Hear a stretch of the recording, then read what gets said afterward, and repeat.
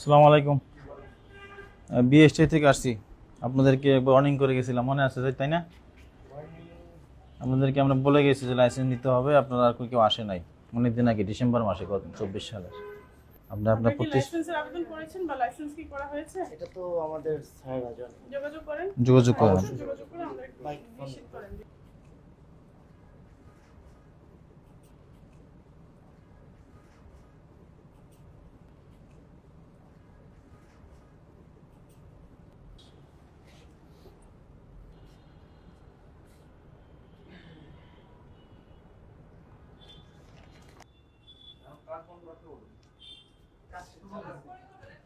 আমি কিন্তু কিছুদিন আগে নোটিশ করে গেছি যে লাইসেন্স নিতে হবে।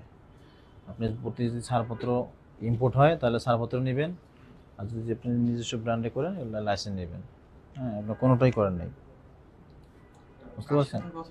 সেটা তো আপনাদেরকে বলে দেওয়া হয়েছে। আর তার চেয়ে বড় কথা, আমরা এসে কেন বলবো? আপনারা যখন ব্যবসা শুরু করেছেন আপনাদের তো জানতে হবে যে আপনাদের কি ধরনের লাইসেন্স নিতে হয়। আপনার প্রতিষ্ঠান অবগত আপনি আছে? সেটাও জানেন না, এরপর আপনাদেরকে আমরা অবগত করে গেলাম, এখন আপনি বলছেন যে অমুকরে ফোন দেন, তাহলে আপনি তার মানে আপনারা কিছুই করেন না।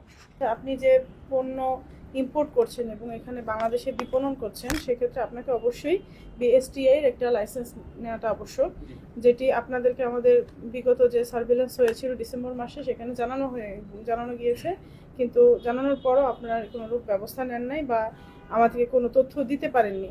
তো এটা আসলে একটা মানে সুস্পষ্টভাবে আইনের লঙ্ঘন। আপনি কি এটা স্বীকার করেন কিনা? তো আমরা আপনাকে অনুরোধ করব যে আপনি খুব দ্রুত অতি সত্বর আপনি এই লাইসেন্সটি গ্রহণ করার জন্য প্রয়োজনীয় কার্যক্রম নেবেন। আর আপনি যে লাইসেন্সটি নেন নাই, এটি হচ্ছে বাংলাদেশ স্ট্যান্ডার্ড এবং টেস্টিং ইনস্টিটিউশন আইন 2018 এর 31তম যে অপরাধ, 31 ধারায় সেখানে বলা আছে, কোনো ব্যক্তি যদি এই আইন বা এই আইনের কোনো বিধি বা প্রবিধান লঙ্ঘন করে এবং বিচার কার্য যদি এই আইনের কোনো ধারা নিষ্পত্তি না হয়, তবে অনধিক 1 লক্ষ টাকা অর্থদণ্ড অথবা 25,000 টাকা নিম্নে নহে দণ্ডিত হবেন। তো আমরা আসলে একটু দুঃখবোধ করছি যে আপনাকে আমরা জানানোর পরেও আপনারা কোনো ব্যবস্থা নেন নাই। এটা বিএসটিআইকে আসলে এসে জানানোর সুযোগ নেই, কারণ ঢাকা শহরে পুরো সমগ্র বাংলাদেশে অনেক প্রতিষ্ঠান আছে।